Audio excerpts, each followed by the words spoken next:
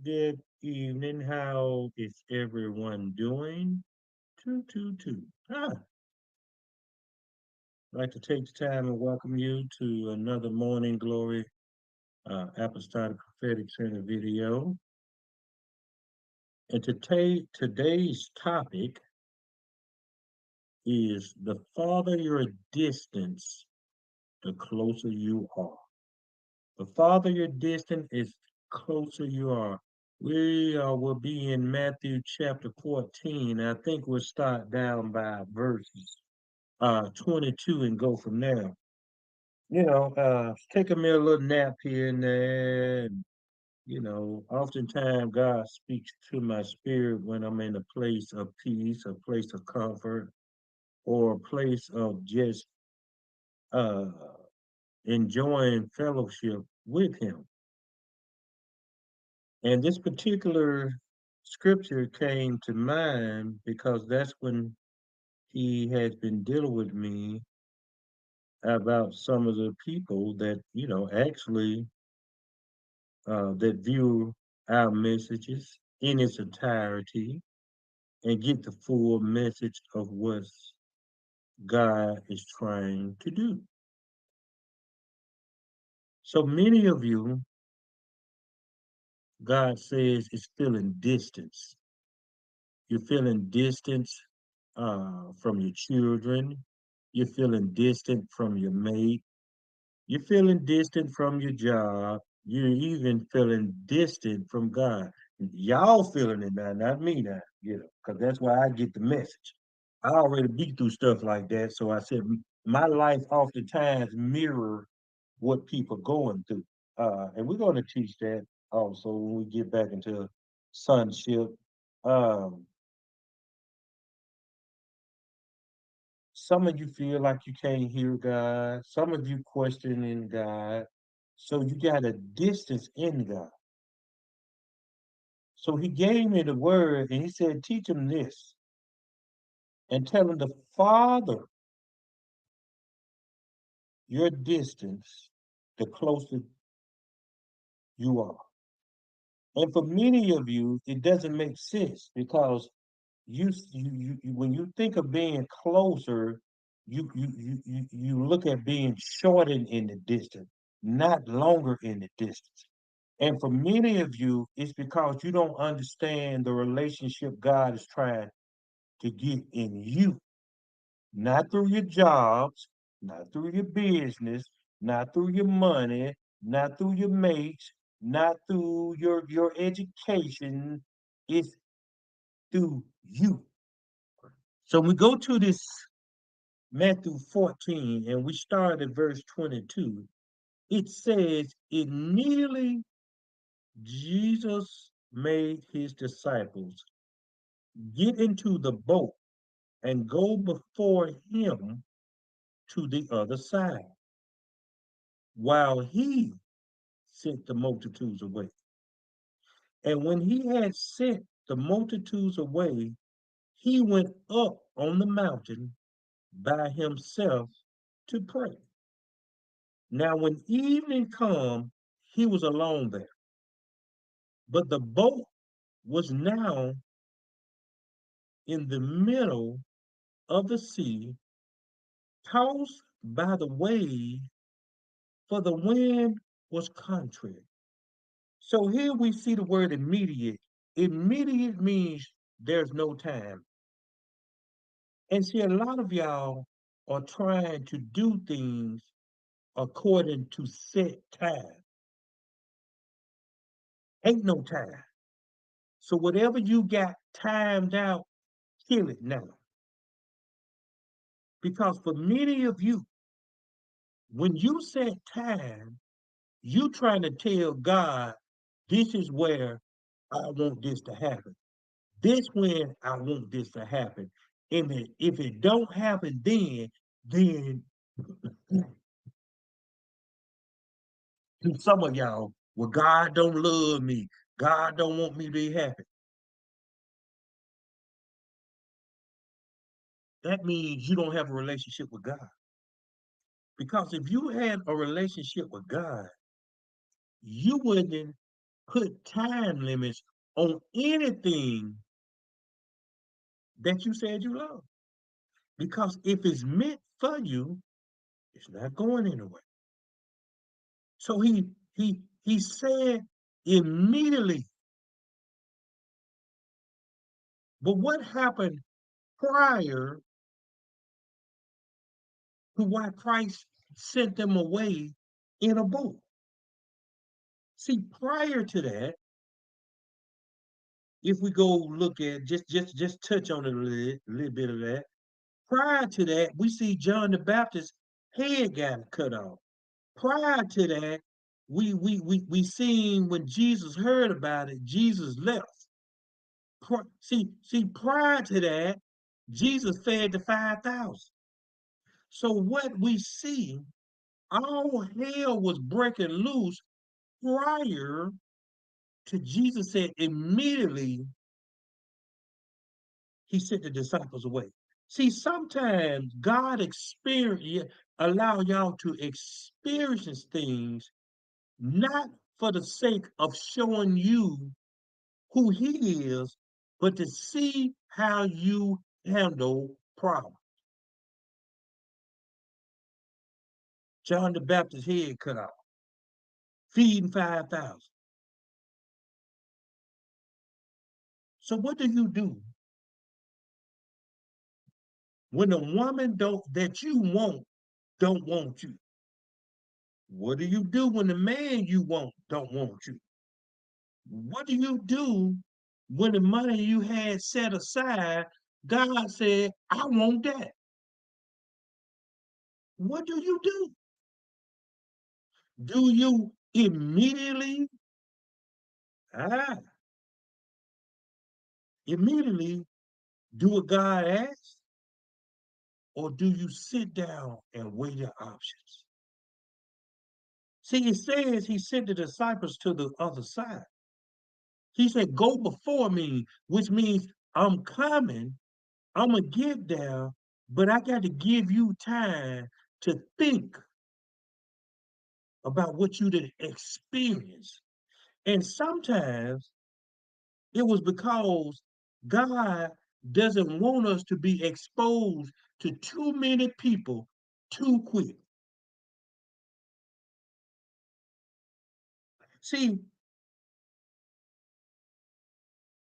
we have to learn a couple of unseen principles prior to Jesus sending the disciples ahead of him to the other side.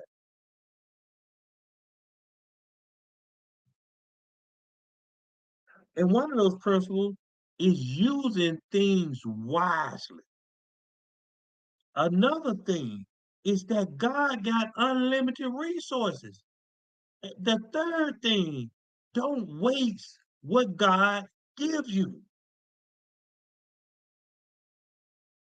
Don't waste it. So here, God allowed Jesus to take the disciples through a series of events, and each event often,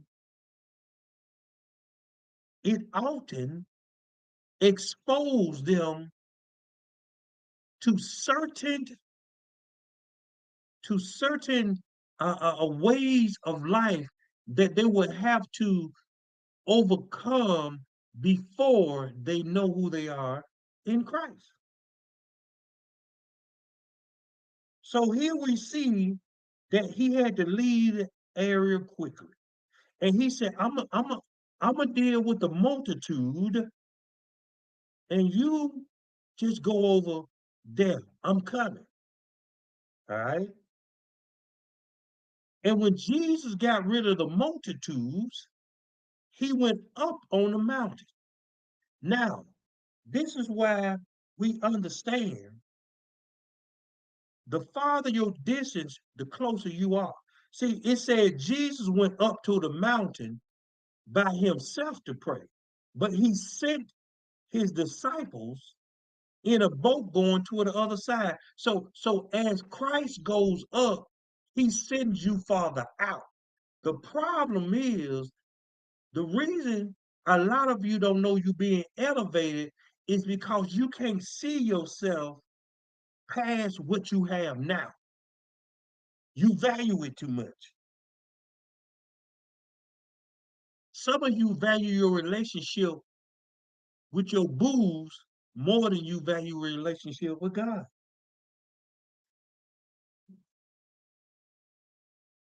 Some of you value God's promises for your life more than you value God.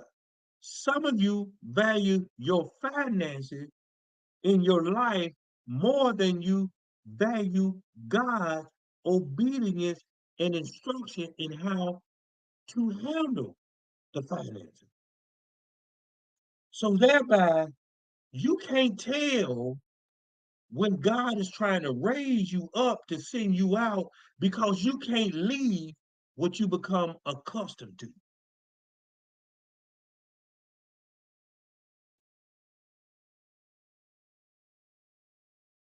You do understand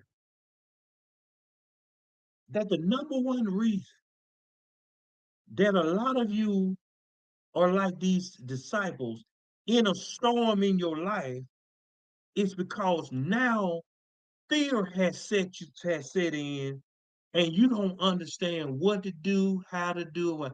And some of you just beating the wind in the air because you're trying to do things to contain something that's meant to not be contained. See, Jesus didn't immediately go to the disciples. He spent a long time. And what's happening to many of you, you don't really have no alone time with God.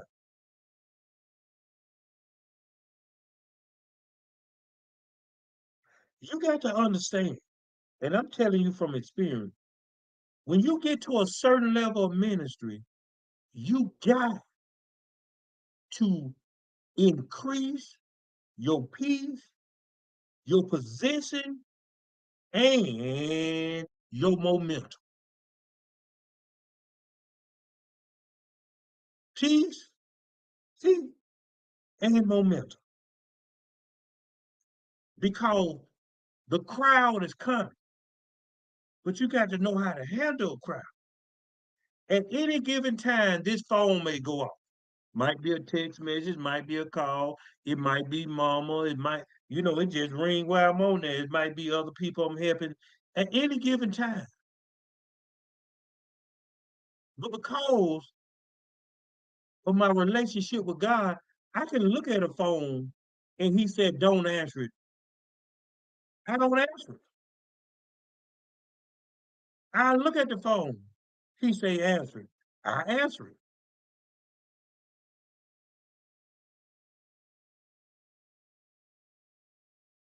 Oh, shoot. My darn buddy that came to Atlanta. Ain't that so? Woo! So he gonna be here till Wednesday. All right. Okay. I'll take care of that. So what we fail to see is that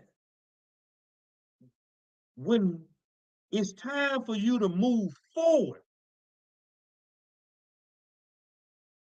you can't hold yourself back. So when Jesus get through praying, it says the boat was now in the middle of the sea. See, a lot of y'all right in the middle of your breakthrough.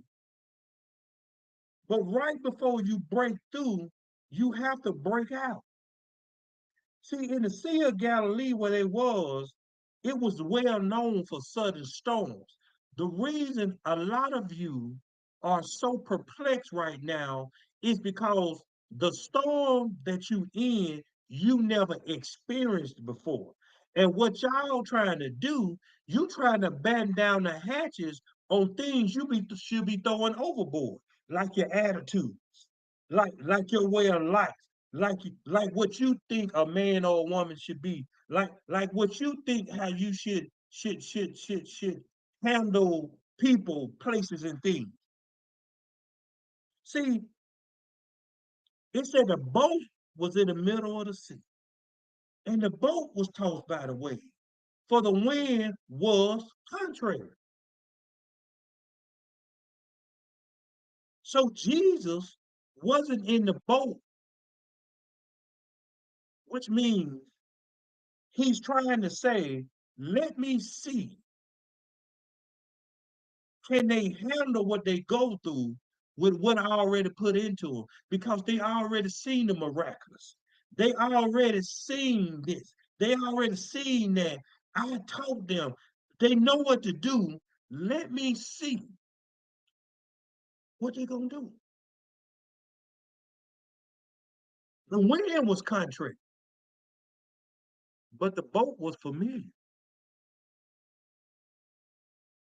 See, the boat can get tossed because the boat understands its mission is to get them to the next side. But oftentimes, the boat will fail. Will fail.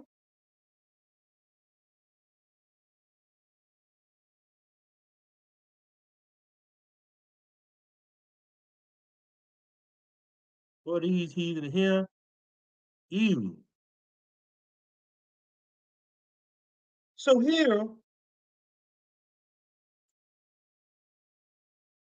we see a few things.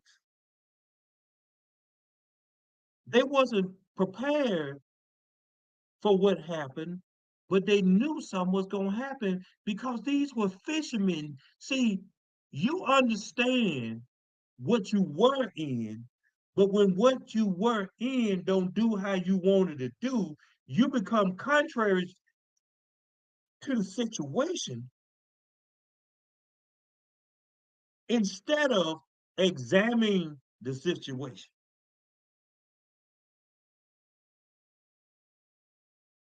See, God is trying to take some of y'all further, but you stuck because you know the right thing to do, but you won't do it because the right thing to do oftentimes don't bring you happiness.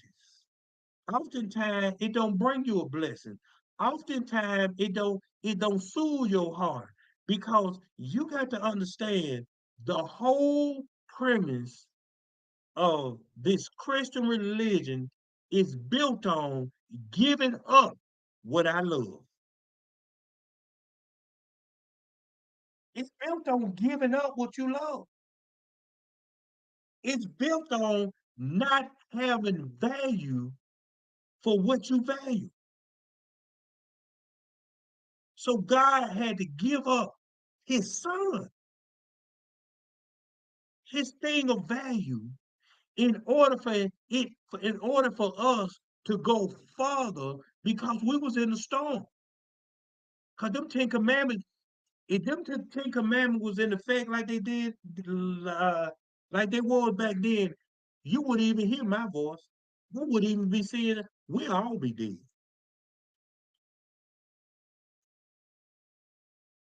And y'all know that. So watch this. It says, now in the fourth watch of the night, fourth watch, Jesus went to them walking on the sea. And when the disciples saw him walking on the sea, they were troubled, saying, it is a ghost. And they cried out for fear. But immediately Jesus spoke to them, be of a good cheer. It is I, do not be afraid. So watch this. In the previous verse, we said the boat was in the middle of the sea. It was tossed. The wind contrary. We don't hear that the disciple was saying, save us. We don't hear the disciples saying, oh God, what's going on? What's going on? It's only till they seen Jesus that they got scared. See, for a lot of you, confusion is your comfort. Always arguing is your comfort. Always struggling is your comfort. Always being selfish is your comfort. You only get scared when Jesus tried to calm you with instructions. I need you to get all you got out your bank account and do this. No, God, no, God. But when you arguing about money, when you in lack, when you don't have, you comfortable. I need you to pick up and move over there. No, God, where I'm gonna stay? I ain't got no money. But watch this.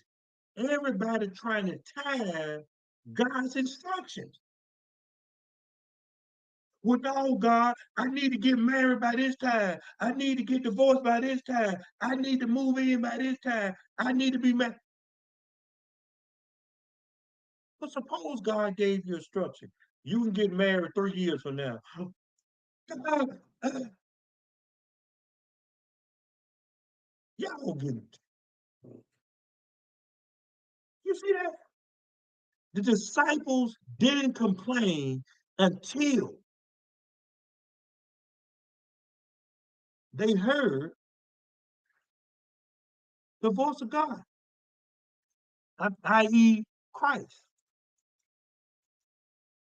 And so a lot of you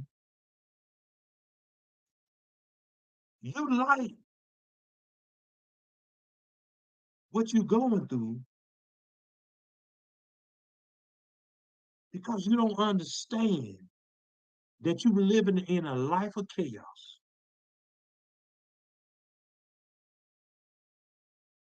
See, watch this. Instead, Jesus came in the fourth watch, and oftentimes the fourth watch is a time that points to the Romans changing guard every 3 hours of the night. So here, God trying to bring you peace with instructions, but you at odds with the instruction. That's why when I was talking about going through going through a divorce, and I said, "Well, God, this and that," I was being tossed. But what did I say to y'all that I understood the instruction? You've been here before. I'm not toast. I said, okay, God, what we gonna do? When y'all hear God's voice to put you in chains, you want to argue with God. You want to debate God. Now, God, I need it at this time. I'm gonna tell you right now, any time frame you got in your mind, it ain't gonna work because you ain't finna manipulate God. You ain't finna bully God. You ain't finna use your limited connection with God to get other people of God to do it and see it your way. Y'all ain't gonna do that. It's a ghost. And they cried out for fear. No, God, I thought you said that was my wife. No, God, I thought you said that was my husband. No, God, I thought you said you was gonna give me rest. But what if what God promised you never get? Is he still God?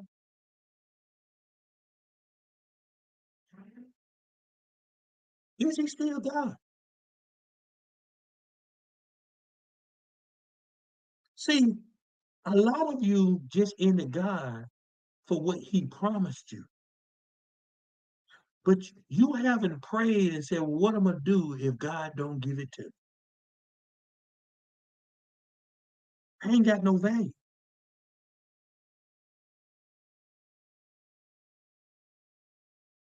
I ain't got no value. So if God promised me something and I don't get it, it's okay. He's still God. If he give it to me, it's okay. He's still God. A lot of you don't have that mindset because he's only God when you getting what you want. He's only God when everything going right. He's only God when you can do what you want to do. But here come old Peter. See, oftentimes we said we we we talk about Peter as being bold, but what did Peter say? And Peter answered him and said, Lord, if it's you, command me to come to you on the water. See, don't try to have believe in God. See, Peter like to do everything first. See, he doubted. If it's you, you done fed 5,000. You done did miracles. You done did this. You done did this. Okay, God, if it's you. See, the reason Peter couldn't completely walk on water is because he doubted who Christ was, which means he showed limited faith so he can only walk for a limited time. So what I often say to many of you, why God got to keep proving himself to you? So if this God, this gonna happen. If it's God, this gonna happen. Why you just can't do it because you heard it? So he said, come. And when Peter had come down out of the boat, he walked on the water to go to Jesus. But when he saw that the wind was boisterous, he was afraid and began to sink. He cried out, saying, Lord, save me. Now, watch when his doubt disappeared. His doubt disappeared when he was in trouble. But as long as he was in safety, he doubted God. He doubted Jesus. If it's you, see, he got you in a place of safety and you doubted him. But because you want to see his miracles, you want to see this, you go to it, but you don't keep it because you had doubt before you received it.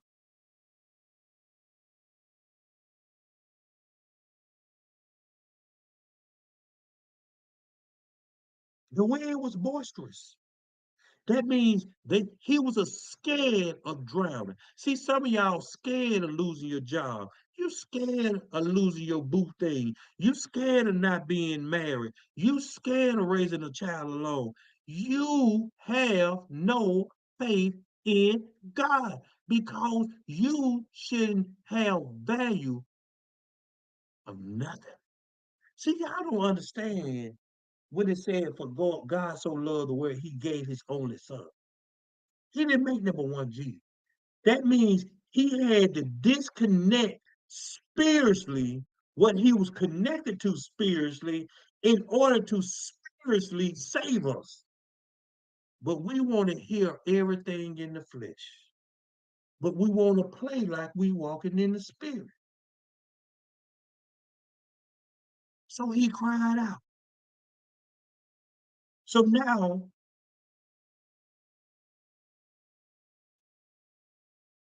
they were they were afraid in a place of safety. And now he was afraid in the in a place of a miracle. See, some of the things y'all got and about to happen, it ain't never been done before. But you still scared that it ain't gonna happen. Four, four, four. If you can figure that out, your fear should leave. But it's one place in that four that determines whether you going all in for God or you just want the part of God that gives you what you want. See, in August, you got to really see what has value to you. Is your marriage more valuable to you than God? Is the place or places or things God promised you, is there more valuable to you than God? See, you ain't finna rest in God and he see the value in you and you see the value in somebody else, thereby it ain't no value or peace in resting in God because you worried about what you gonna lose. And just like A lot of you. Because you don't understand the full revelation of who God is in your life, we can't tell you the full revelation of what I was about to say.